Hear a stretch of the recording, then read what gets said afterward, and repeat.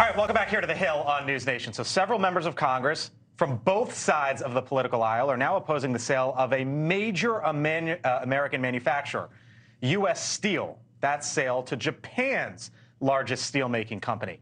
There are concerns about potential national security implications. Joining us now is the Pennsylvania Democratic Congressman Chris Deluzio, who represents parts of the Pittsburgh area and wants to see the deal stopped. Congressman, thank you for being here on The Hill on NewsNation. Appreciate the time. This is obviously a story that broke here in the last few days or so. One of the things that I find fascinating about this, yourself, Bob Casey, John Fetterman, all Democrats, are saying the exact same thing as Marco Rubio, J.D. Vance, and Josh Hawley, all Republicans, basically calling on the Treasury Department to stop this sale of U.S. Steel to Nippon, which is a Japanese company. Have you talked to President Biden about this? Have you talked to the administration about this? And what have you expressed to them, if so?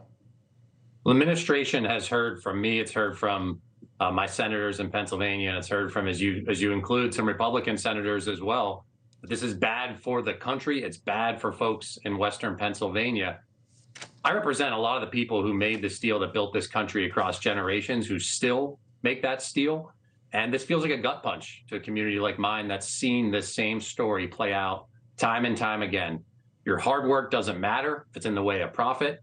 Wall Street will chase the cheapest labor, the weakest environmental rules, and everything else it can to squeeze out every penny of profit possible, to include if you describe it, if you describe it as a gut punch, I wonder if you think that President Biden would be failing Pennsylvania if this sale is allowed to go through.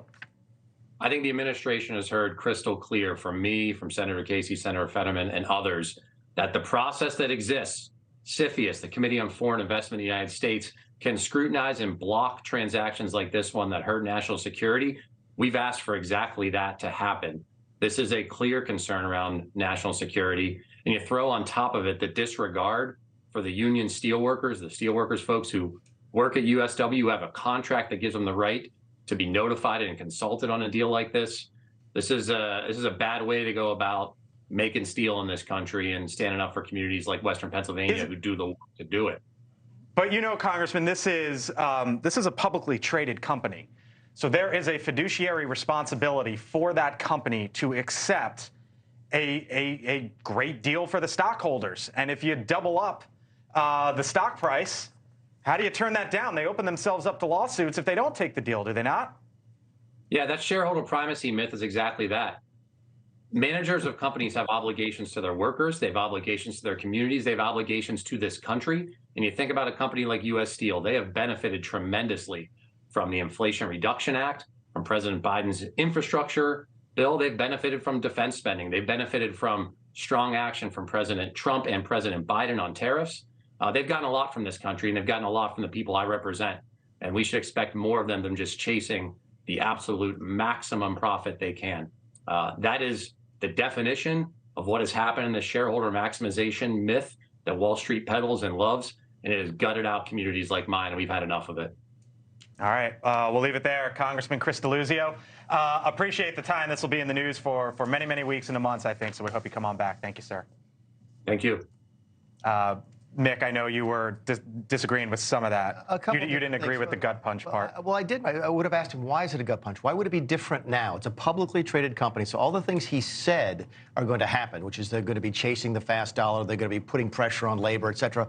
How is that different after the sale than it is today? It's a publicly traded company. CFIUS, this is our closest ally. So I don't understand.